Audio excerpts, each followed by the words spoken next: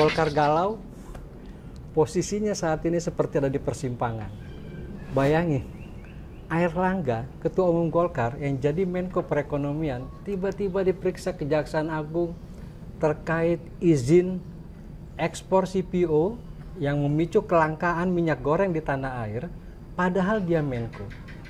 Izin ekspor itu biasanya diberikan oleh Kementerian Teknis, dalam hal ini tentu Kementerian Perdagangan. Setelah kasus itu kemudian muncul rame-rame ada pemanasan tentang Munaslup Golkar yang ingin mengganti Airlangga. Berikutnya Airlangga ketemu Puan, kemudian bikin tim teknis untuk mendukung calon atau bakal calon presiden yang diusung oleh PDIP. Mungkin dalam hal ini Ganjar, tapi bisa jadi berubah juga, bisa jadi nanti yang diusung yang lain gitu. Jadi artinya dalam kegalauan Golkar ini, atau ada apa di tengah kegalauan Golkar ini, sampai kemudian Airlangga dihajar, kemudian ada isu Munaslup, kemudian ada tim teknis dengan PDIP, bla bla bla bla gitu ya. Coba kita simak bagaimana pandangan Buya Taptajani nih tentang kasus ini. Gimana Bu? Airlangga ini Bu, kayaknya lagi sedang penuh kegalauan itu. Iya, pedih ya. Pedih. Ya kalau kasus hukumnya itu sendiri kan sebetulnya peristiwa yang biasa, Menteri tersangkut perkara hukum ya, walaupun itu belum bisa dibuktikan secara material gitu sesuai dengan prosedur hukum. Sebetulnya ini peristiwa biasa dalam pengertian sering terjadi, ya kan? Menjadi tidak biasa karena dia sekarang berada dalam sebuah momentum politik, ya. Sehingga orang mencoba mengaitkannya ke sana dan seterusnya. Atau jangan-jangan spekulasi orang benar juga bahwa ini terkait dengan manuver kelompok lain yang tidak menghendaki Airlangga, ya kan? Tapi itulah wilayah gosip politik nasional kita, ya kan? Nah, soal Munaslup menurut saya ini juga bukan peristiwa aneh dalam partai politik kita ya sekarang ini. Dan agak sedih karena ini dialami oleh partai yang cukup senior ya, cukup tua ya, Golkar. Golkar itu dari waktu ke waktu terus turun kan berdasarkan survei. Bayangkanlah setelah reformasi itu ya, Golkar yang sekarang yang dulu dihukum oleh rakyat sebagai bagian resmi dari kekuasaan Orde Baru ya masih dapat 20-an%, ya kan? Betul, waktu itu Akbar Tanjung ketuanya. Iya, Akbar Tanjung ketuanya, dan sejumlah orang juga menekan agar dibubarkan Golkar itu kan. Tapi bisa dapat 20% dengan kepemimpinan yang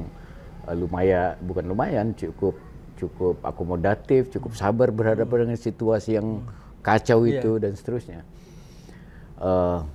Walaupun ada penjelasan lain karena sejumlah orang lama yang ada di Golkar itu kan masih ada di Golkar baru, ya kan? Itu terkait juga dengan kepentingan mereka, ya kan? Karena itu Golkar masih dipertahankan sebagai partai yang cukup menjanjikan untuk karir politik mereka kayak gitu.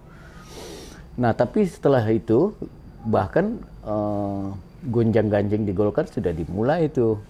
Kalau kita lihat dari sekian banyak dari tiga partai lama, P3, PDI waktu itu dan Golkar, yang paling banyak melakukan reproduksi partai adalah Golkar. Golkar betul. Iya, kan? Gerindra, Nasdem, terus Hanura, dulu yang dipimpin oleh Jenderal Edi Sudrajat apa tuh? Oh iya, itu udah PKP apa kayak gitu-gitu kan. Jadi banyak dia melahirkan anak, dan biasanya itu ditandai oleh ketidakpuasan terhadap pimpinan. Entah itu kalah waktu Munas ya kan, dan seterusnya. Atau coba peruntungan baru lah. Peruntungan baru. Jadi Golkar udah kayak rumah singgah, ya kan. Dia menetap di situ pada saat dia masih betah. Kalau dirasa sudah tidak bisa menjawab harapan-harapan dia atau karir politik dia pindah ke bikin partai baru, ya kan, atau pindah ke partai lain, kayak gitu. Nah, memang agak tragis nih nasib Golkar ini ya di dalam konteks menjelang Pilpres ini. Ketua umumnya Airlangga, tingkat orang kenal suka dan mau memilih dia sebagai capres kan rendah sekali.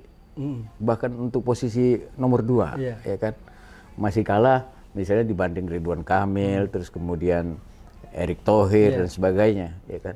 Padahal posisi dia cukup strategis sebagai menteri ya, dan sekali ketua umum Golkar gitu kan.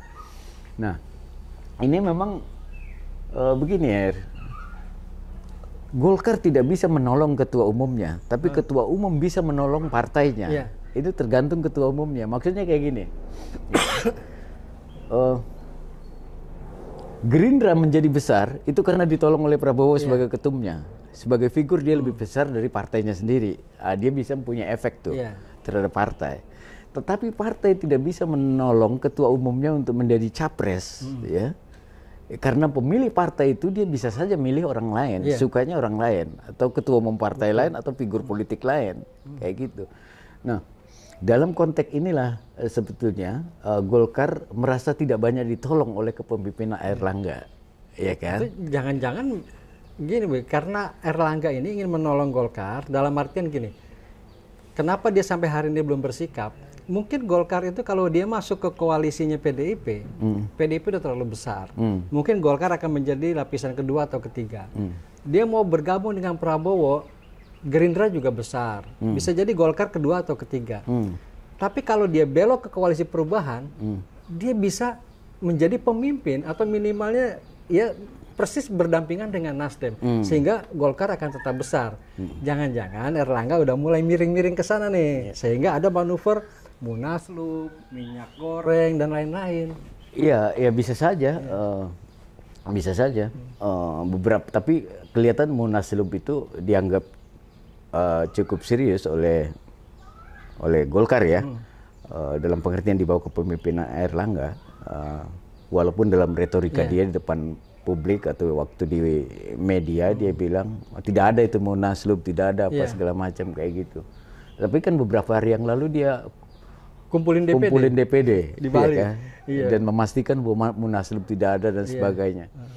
Artinya lepas dari Munaslup itu nanti terselenggara atau tidak dan seterusnya, ini menandai bahwa Golkar tidak terkonsolidasi dengan baik justru pada momen penting menjelang Pilpres ini gitu kan. Nah kalau itu konteksnya maka problemnya kan orang akan berkata ini soal kepemimpinan gitu kan. Tidak cukup produktif dia sebagai pemimpin ya kan, produktif dalam pengertian politik ya, dukungan Golkar tidak bertambah ya kan pemilihnya, terus kemudian posisi dia sebagai figur politik juga tidak cukup membanggakan ya. Dalam banyak survei kita bisa cek itu ya, maka sejumlah orang melihat kepemimpinan Airlangga dianggap tidak cukup menjanjikan untuk membawa Golkar pada posisi politik tertentu, gitu kan? Mungkin Airlangga sebagai kepemimpinan kuat, mungkin gitu ya. Tapi kondisi eksternal itu lebih kuat mempengaruhi. Menariknya gini, Bu. Ini pemerintahan sekarang ini menarik nih. Mungkin layak dapat muri kali ya. Dapat muri itu gini. Tiba-tiba Bahlil sama Luhut, orang Golkar ini dan ini dua menteri Jokowi itu menyatakan siap menjadi ketua umum menggantikan Airlangga. Nah, ini menteri yang sampai sekarang masih nempel. Kasus P3 itu ketika Soeharto Mano Arfa dalam tanda kutip digulingkan di P3, yang menjadi ketuanya adalah One Team Press, Dewan Pertimbangan Presiden Jokowi. Nah, kemudian tumbang tuh si Soeharto Mano Arfa. Kemudian kasus Demokrat. Di kasus Demokrat ada kita lihat Muldoko yang dikaitkan di situ segala macam. Jadi ini kelihatan itu orkestrasi itu seperti suka atau tidak suka itu berasal juga dari pemerintahan. Iya, bisa aja makanya banyak orang menganggap bahwa kok cawe-cawe kemana-mana gitu kan. Jadi political greedy ya, jadi ada keserakahan politik ya. ini menurut sejumlah orang melihat fenomena Jokowi belakangan ini karena orang ditepikan gitu dan pada yang sama yang lain dirangkul. Tapi ini kan semuanya berdasarkan interest politik ya, pertimbangan subjektifnya Jokowi sebagai figur ya kan, entah itu sebagai pribadi, entah itu sebagai presiden, tapi kan dua hal yang nggak bisa dipisahkan kayak gitu. Bias-bias seperti itu besar sekali. Lihat sebagai sebuah fakta politik ini kan soal biasa saja. Presiden kan punya keinginan programnya dilanjutkan, lalu bayangan dia capres yang diinginkan juga terlaksana gitu kan, didukung oleh sejumlah elemen yang semakin kuat dan dia merasa ini posisi dia yang cukup dia sadar bahwa inilah momen yang harus dia gunakan untuk memupuk dukungan sebanyak-banyaknya sesuai dengan harapan politik dia ke depan. Entah itu konteksnya capres, entah itu konteksnya pembangunan dan seterusnya. Jadi kelihatannya Jokowi sedang mengambil resiko itu. Dan Erlangga mencoba berlindung kelihatannya ke PDIP. Dengan cara dia ketemu Puan, kemudian bikin tim teknis tentang kerjasama politik PDIP dengan Golkar. Jangan-jangan ini manuver Erlangga untuk mendapatkan perlindungan dari Doktor honoris causa Megawati Soekarno Putri itu. Ya kalau sekarang ini kan susah kita bikin prediksi yang agak konklusif gitu ya. Kalau orang ketemu orang itu langsung kita bisa jumping ke kesimpulan tertentu karena pergerakan ini semakin liar gitu kan. PKB juga kayak gitu kan. Belakangan ini dulu dia merapat ke Gerindra tapi belakangan juga mulai ada omongan mau ketemu PDIP dan seterusnya ya, seperti yang disampaikan salah satu fungsionarisnya itu. Jadi di luar PDIP terutama untuk kontestasi Pilpres ini, yang lain ini sedang berusaha untuk mencari posisi, membuat persekutuan atau koalisi yang dianggap bisa menjawab harapan dia kayak gitu, harapan dia. Tapi kan cair semua. Ya kita kan nggak bisa membayangkan bahwa koalisi perubahan yang 3 partai itu sempat dihebohkan juga ujung-ujungnya karena AHY ketemu dengan Puan gitu kan. Ini ada apa ini gitu kan. Itu bukan peristiwa sepele karena itu menjelaskan banyak hal juga gitu kan. Dan nggak berlanjut lagi. Kan nggak berlanjut juga. Jadi begitulah, kita jangan terlalu jumping pada sebuah konklusi pada peristiwa seperti ini karena cair sekali. Ini menunjukkan bahwa tidak ada itu koalisi yang didasarkan atas sebuah visi ideologis tertentu yang diusung oleh partai. Semuanya itu diikat oleh kepentingan yang sifatnya pragmatis dan itu liar gitu loh. Dalam situasi seperti ini. Kira-kira dia bisa dapat apa gitu ya kalau dalam koalisi. Iya betul kayak gitu. Nanti setelah Pilpres akan lain lagi. Iya kan? Tapi kan keahlian Golkar, Bu, itu selalu main 2 kaki. Makanya dia nggak pernah jadi oposisi tuh. Ini kira-kira dia keluar gak dari kemelut ini sekarang itu? Sekarang ini dia menjadi bagian dari partai pada umumnya yang sedang melakukan positioning kan untuk membecap, untuk berada pada posisi yang pas dalam peta politik yang sedang turbulen kayak gini, kayak gitu. Tapi ini sebetulnya kan fenomena elit, gitu kan, fenomena elit sama sekali tidak melukiskan kekisruhan politik di tingkat bawah kan, di tingkat pemilih, di tingkat rakyat dan seterusnya, karena mereka punya preferensinya masing-masing, gitu. Kira-kira kalau menurut Buya, Golkar pasnya ini bergabung dengan yang mana? Dengan gerombolannya Prabowo, gerombolannya Ganjar, atau gerombolannya Anies? Susah juga kita, karena mereka nggak punya preferensi, kan harus ada ukurannya, pantas dan tidak pantas itu kan. Pantas dan tidak pantas itu ukurannya pragmatisme politik atau pertimbangan yang bersifat dalam tanda petik ideologis atau visi. Pragmatis politik lah. Pragmatis politik ya 2 antara Prabowo atau Ganjar. Dari 2 ini, pilihnya Prabowo apa Ganjar? Yang menurut kira-kira Golkar ini kan harus tampil sebagai pemenang. Iya. Nah, Kalau ini agak nggak gampang ngomongnya nih. Kalau pertimbangannya sangat pragmatis elektoral yang pasti menjadi pemenang, ya kan? Kalau kita mengikuti survei, dia harus merapat ke Prabowo, ya kan? Harus merapat ke Prabowo. Kalau pertimbangannya itu, ya kan? Tapi kalau pertimbangannya ingin memenangkan Ganjar, ya, dengan support elektoral dari pendukung Golkar, dia harus ke Ganjar, kayak gitu. Yang satu berbasis survei, ya kan, Prabowo itu karena trennya naik terus, ya kan, melawan Ganjar, walaupun itu nggak bisa kita ambil kesimpulan pasti menangnya, ya kan. Nah, kalau perspektifnya adalah temuan-temuan itu hasil survei, tergantung. Kalau dia mendukung Prabowo, ya, misalnya pasti menang, insentif apa yang dia peroleh. Mendukung Ganjar, ya, yang sedang terancam oleh Prabowo itu insentifnya apa? Itu mungkin harganya beda, ya kan? Harganya beda. Sekarang kan dengan PDIP dia udah bikin tim ya, tim teknis ya. Ya tapi kan itu bisa basa-basi lah. Atau misalnya secara formal tim yang dengan PDIP dipimpin oleh Erlangga, tapi tim yang tidak formal ada di barisannya Prabowo. Kan bisa begitu juga kan? Bisa.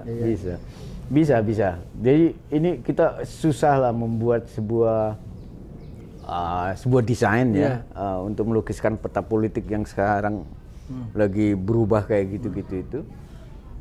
Karena siapa akan bersekutu dengan siapa semuanya masih belum clear, ya kan? Belum clear.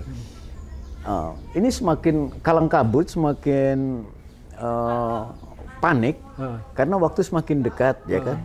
Kan proses administrasi sudah harus mulai disiapin. Benar. Siapa mengusung siapa, oleh partai apa, dan seterusnya. Belum adminnya tuh, laporan harta kekayaan, kayak pembayaran pajak, segala macam. Bisa dihindari. Jadi ya, kita tonton aja lah ya. Tonton aja. Tapi ujung-ujungnya kayak dulu waktu zaman SBY kan, Golkar kan awalnya melakukan oposisi, ya kan, terhadap SBY karena waktu itu kan calon dia bukan SBY, ya kan. Siapa lupa waktu itu. Tapi intinya dia sebagai partai besar, ya kan. Tapi ujung-ujungnya kan nggak jadi oposisi, semuanya direkrut menjadi bagian dari pemerintahan. Karena tradisi kita nggak ada tradisi oposisi, ya kan. Jadi mereka ingin menjadi bagian dari pemenang, ya kan. Ingin bagian dari pemenang karena dari sana dia mendapatkan insentif politik, ya kan. Jadi koalisi di demokrasi kita belum terlembaga sebagai tempat yang cukup terhormat buat pulangnya orang-orang yang kalah, gitu kan. Benar. Kayak gitu. Nah, jadi buat kita para pendukung atau buat para pendukung capres siapapun, lebih baik tonton saja segala pergerakan dan perubahan yang terjadi. Jangan lupa, Golkar teruji dalam situasi sesulit apapun. Kakinya bukan hanya satu, bisa jadi ada dua, bisa jadi ada tiga. Nah, kira-kira itulah Golkar. Memang Golkar ini layak dipelajari dan diikuti manuvernya. Terus berjuang Pak Erlangga.